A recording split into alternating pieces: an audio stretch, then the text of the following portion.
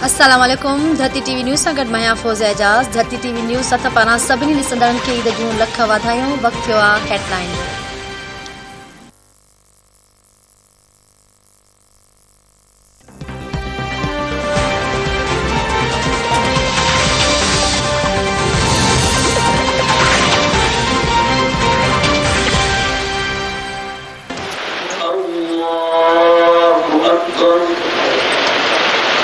अल्लाहु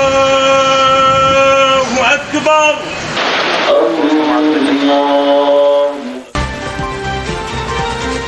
सॼे मुल्क में ईद उल फितर मज़हबी अक़ीदत एहतराम सां मल्हाई पई वञे।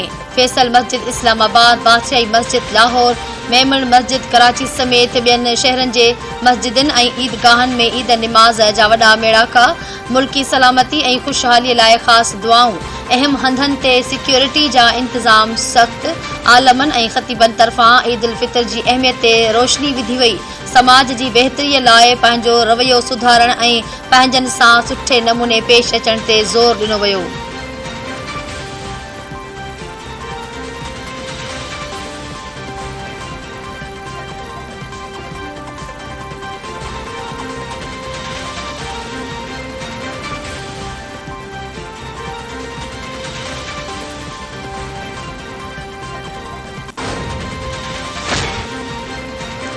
सदर आरिफ अलवी ईद निमाज़ फैसल मस्जिद इस्लामाबाद में अदा कई। वज़ीर आज़म शहबाज शरीफ, जाती अमरान लाहौर, सेनेट चेयरमैन सादिक संजराणी कोयटा, अॻूणे सदर आसिफ अली ज़रदारी ईद निमाज़ नाबशा में अदा कई। JUI सरबराह मौलाना फजलुर रहमान पंहिंजे आबाणे इलाइक़े डेरा इस्माइल ख़ान, वॾे वज़ीर सैयद मुराद अली शाह, गढ़ी ख़ुदा बख़्श भुट्टो ऐं PTI चेयरमैन इमरान ख़ान बनीगाला में ईद निमाज़ अदा कई।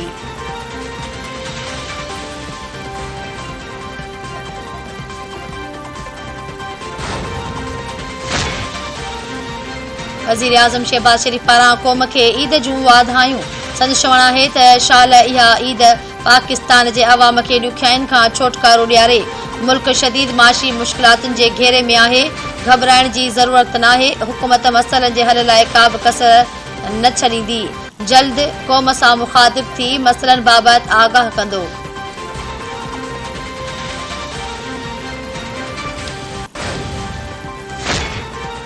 अॻूणो सदर आसिफ अली ज़रदारी ईद पंहिंजे आबाणे शहर नवाबशाह में मल्हाए रहियो आहे।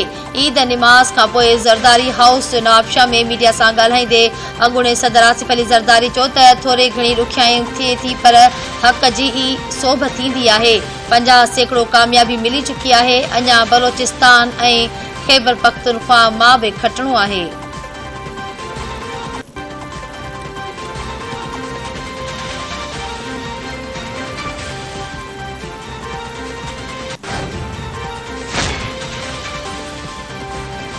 सिंध जे समूरनि नंढनि वॾनि शहरनि में ईद जा इज्तिमा थिया। अमन अमान ऐं तरक़ीअ लाइ ख़ुसूसी दुआऊं घुरियूं वयूं। मस्जिदनि ऐं इमाम बारगाहनि खे सींगारियो वियो। सिक्योरिटी जा इंतज़ाम बि सख़्त कया विया।